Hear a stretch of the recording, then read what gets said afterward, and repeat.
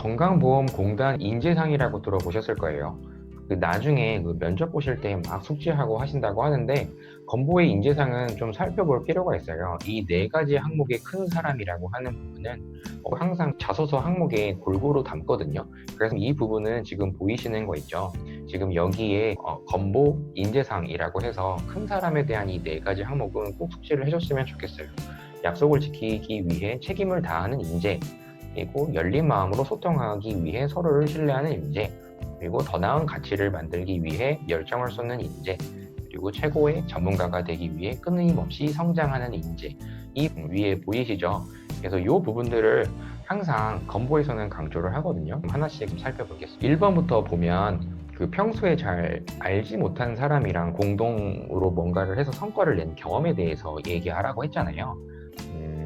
누군가를 기업에서 채용을 할 때는 이 사람이 얼마나 성과를 낼 수 있는 인물인가에 대한 부분은 대기업이든 공기업이든 불문하고 모두 평가를 하는 첫 번째 항목이에요. 그래서 유사 경험을 내가 했는지 맞다고 하면 그 경험 안에서의 성과, 스토리 이런 부분들을 어필을 해야만 인사 담당자가 이 사람은 오셨을 때 어떤 행동을 나중에 이제 하겠구나, 그런 부분을 좀 감안하셔서 소재 선택을 좀 하셨으면 좋겠어요. 그래서 이 항목에서 체크를 하려고 하는 인재상은 이 두 가지라고 저는 생각이 듭니다. 팀플을 할 때 그 안에서의 나의 역할이 정말 뭔지 정말 충분히 인식하고 있는지, 그런 목표의식과 팀워크에 있어서 중요한 부분이 어떤 거라고 생각하는지, 목표 달성을 위해서는 어떤 부분을 내가 해야만 된다고 알고 있는지, 이런 거를 경험을 통해 가지고 근거를 얘기해라, 이런 얘기거든요. 그래서 아까도 말씀드렸듯이 유사 경험 안에서의 그런 행동, 그런 경험 이런 부분이 있는지 묻는 거를 감안해서 경험을 추천드린다고 하면, 우리 팀이 1등을 해야 된다. 1등을 하기 위해서 우리는 어떤 부분을 해야 하지? 그리고 어떻게 해야만 이런 성과가 나지? 사전에 최대한 준비를 했던 내용들, 그 내용을 기준으로 팀원들을 설득했던 그런 스토리를 좀 뽑아내시는 게 좋을 거예요. 물론 성과라는 게 뭔가 있어야 되겠죠. 팀플레이 상황에서 나의 주장을 다른 사람한테 이야기를 할 때 얼마나 이 사람은 준비가 되어 있는 사람인가, 그리고 어떤 방식으로 다른 사람한테 이야기를 하는가, 그래서 얼마나 내가 설득력 있는 그런 사람인지에 대한 거를 좀 보여달라라는 거거든요.